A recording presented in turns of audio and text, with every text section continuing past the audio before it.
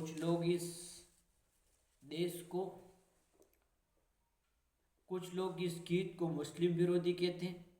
और सिर्फ कुछ लोग ही नहीं, पंडित जवाहरलाल नेहरू भी इस गीत को मुस्लिम विरोधी कहते थे। पंडित जवाहरलाल नेहरू जी ने बंकिम बाबू को चिट्ठी लिखी।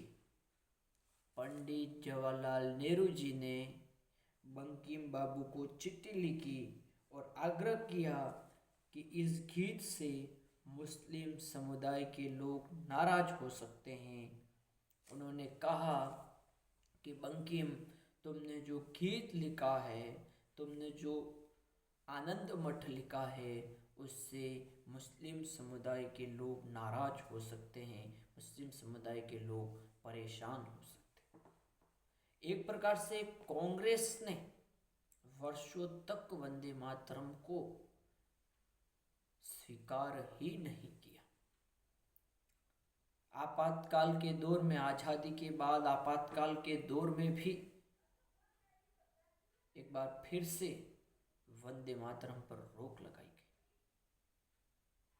1975 में, 25 जुलाई 1975 में लगाए गए आपातकाल में, इंदिरा जी के शासन में लगे आपातकाल में भी एक प्रकार से पुनः एक बार वंदे मातरम पर रोक लगाई गई। वंदे मातरम को कुचला गया।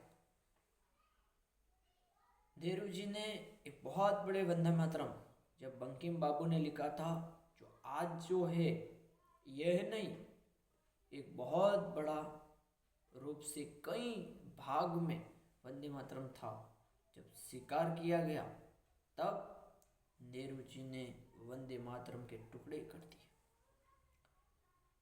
जैसे नेहरू जी ने भारत का विभाजन कर दिया और भारत और पाकिस्तान का निर्माण कर दिया, उसी प्रकार से उन्होंने वंदे मातरम को भी टुकड़ों में बांट दिया। वंदे मातरम को टुकड़ों में बांटकर नेहरू जी ने एक प्रकार से एक समुदाय को आहत पहुंचा। आपातकाल के उस दौर में भी वंदे मातरम को कुचला गया, रोका गया, वंदे मातरम पर प्रतिबंध लगाए गए। पर आजादी के दीवाने उस दिन भी लोकतंत्र की पुनर्स्थापना में संघर्ष करने वाले लोगों ने जब भी जेल में डाला जाता था, वंदे मातरम वंदे मातरम वंदे मातरम कहा जाता था। एक प्रकार से वंदे मातरम सिर्फ एक गीत नहीं है, वंदे मातरम हम सबको एक रखने की एक कृति है, हम सबको जोड़ कर रखने की कृति है। वंदे मातरम इस राष्ट्र की